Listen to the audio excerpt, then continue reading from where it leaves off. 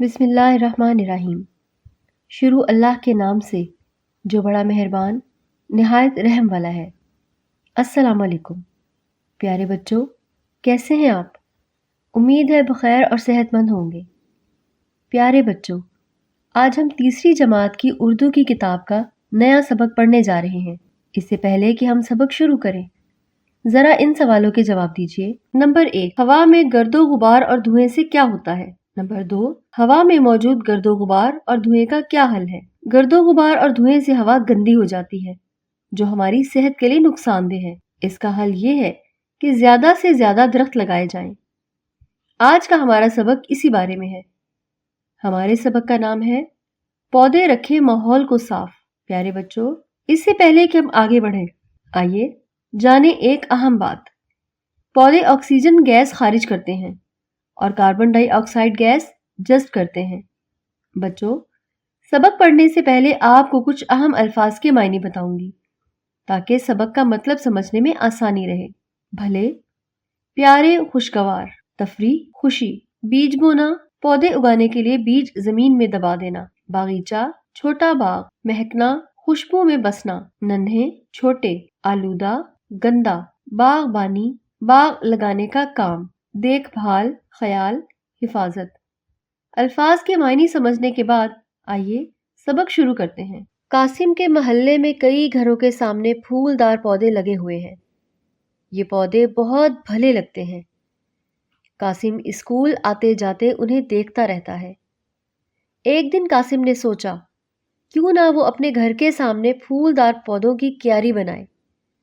قاسم نے ابا جان سے کہا، ابا جان، گھر کے باہر کتنی زمین خالی پڑی ہے، میں چاہتا ہوں کہ وہاں ہم باغیچہ لگائیں۔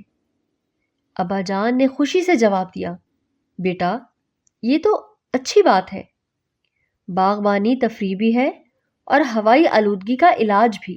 پیارے بچوں، یہاں پر ذرا ٹھہریے، میں آپ سے ایک سوال کرتی ہوں تاکہ پتہ چلے کہ آپ سبق توجہ سے سن رہے ہیں یا نہیں۔ سوچئے اور بتائیے، قاسم کی تجویز پر ابا جان نے کیا کہا؟ جی ہاں، آپ کا جواب درست ہے۔ ابا جان نے کہا، بیٹا، یہ تو اچھی بات ہے۔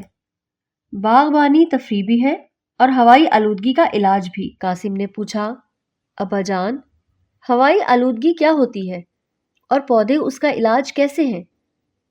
ابا جان نے سمجھاتے ہوئے بتایا، بیٹا، ہم صاف ہوا میں سانس لیتے ہیں۔ گاڑیوں، کارخانوں اور مختلف چیزوں کے جلنے سے دھواں پیدا ہوتا ہے۔ یہی دھواں صاف ہوا میں داخل ہو کر اسے گندا اور آلودہ کر دیتا ہے۔ اس طرح گرد و غبار سے بھی ہماری ہوا آلودہ ہو جاتی ہے۔ اسے ہوائی آلودگی کہتے ہیں۔ آلودہ ہوا میں سانس لینا ہماری صحت کے لیے بے حد نقصان دہ ہے۔ آلودہ ہوا کی وجہ سے ہم کئی بیماریوں کا شکار ہو جاتے ہیں۔ پودے ہماری ہوا کو صاف کرتے ہیں۔ ہمارے گھر کے سامنے پودے ہوں گے تو ان سے ہمیں صاف ہوا ملے گی۔ یوں ہم صاف ہوا میں سانس لے سکیں گے۔ اگلے دن ابا جان بازار سے بیج لے آئے۔ انہوں نے زمین کھود کر نرم کی، چھوٹی سی کیاری بن گئی۔ کیاری میں بیج بو دیے گئے۔ قاسم باغیچے کی دیکھ بھال کرتا رہا۔ کچھ عرصے کے بعد ننھے ننھے پودے اگائے۔ ان پر رنگ رنگ کے پھول کھلے۔ ان پھولوں کی خوشبو سے سارا گھر مہک اٹھا۔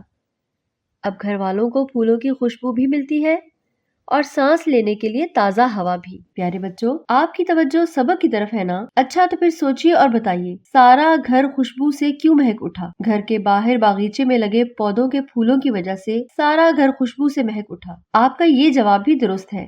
ایسے ہی توجہ سے سبق پڑھتے رہا کریں۔ لیجئے بچوں، ہم نے سبق پڑھ لیا ہے۔ سبق کے مطابق یاد رکھنے کی باتیں یہ ہیں۔ یاد رکھنے کی باتیں: گرد و غبار اور دھوئیں کی وجہ سے ہوائی آلودگی پیدا ہوتی ہے۔ پودے گھروں کو خوبصورتی بھی دیتے ہیں اور صاف ہوا بھی فراہم کرتے ہیں۔ پیارے بچوں، ہم نے سبق پڑھا، اب ہم مشق کریں گے، لیکن اس سے پہلے آپ نے کچھ کام کرنے ہیں۔ کچھ بچے باری باری بآواز بلند سبق پڑھیں گے اور ایسے پڑھیں گے جیسے میں نے پڑھا ہے، یعنی درست لب و لہجے، تلفظ، تاکید اور ٹھہراؤ کے ساتھ۔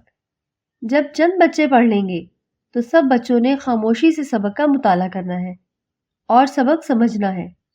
جہاں مشکل پیش آئے گی تو استاد صاحب آپ کی مشکل حل کر دیں گے۔ اس کے بعد ہم مشق کریں گے